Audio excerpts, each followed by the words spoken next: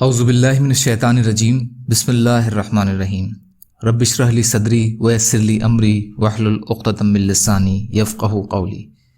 منتخب احادیث، اکرام مسلم، مسلمانوں کے حقوق۔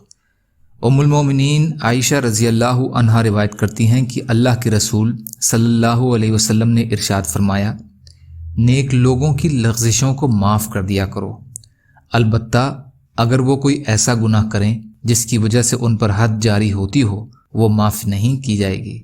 ابو داؤد۔ حضرت عمرو بن شعیب اپنے باپ دادا کے حوالے سے روایت کرتے ہیں کہ نبی کریم صلی اللہ علیہ وسلم نے سفید بالوں کو نوچنے سے منع فرمایا ہے اور ارشاد فرمایا ہے کہ یہ بڑھاپا مسلمان کا نور ہے۔ ترمذی۔ حضرت ابو ہریرہ رضی اللہ تعالی عنہ سے روایت ہے کہ اللہ کے رسول صلی اللہ علیہ وسلم نے ارشاد فرمایا، سفید بالوں کو نہ اکھاڑا کرو کیونکہ یہ قیامت کے دن نور کا سبب ہوں گے۔ جو شخص اسلام کی حالت میں بوڑھا ہوتا ہے، یعنی جبکہ مسلمان کا ایک بال سفید ہوتا ہے، تو اس کی وجہ سے اس کے لیے ایک نیکی لکھ دی جاتی ہے، ایک گناہ معاف کر دیا جاتا ہے اور ایک درجہ بلند کر دیا جاتا ہے۔ ابن حبان۔ یا اللہ ہم سب کو کہنے سننے سے زیادہ عمل کی توفیق عطا فرما۔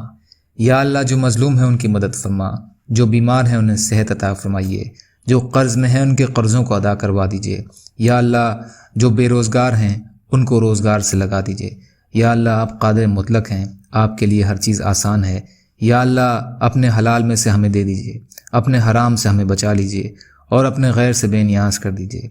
یا اللہ ہمارے سب سے اچھے اعمال کو ہمارا آخری اعمال بنا دیجیے۔ یا اللہ صحت کلی عطا فرمائیے، سچی توبہ کی توفیق عطا فرمائیے۔ یا اللہ بغض، حسد، جلن، کینہ، تکبر سے ہمارے دلوں کو پاک کر دیجیے۔ یا اللہ جو مانگا وہ بھی عطا کر دیجیے، جو بھول گئے ہوں اپنے فضل کرم سے عطا فرما دیجیے۔ برحمتک یا ارحم الراحمین۔ لا الہ الا اللہ محمد رسول اللہ۔ السلام علیکم۔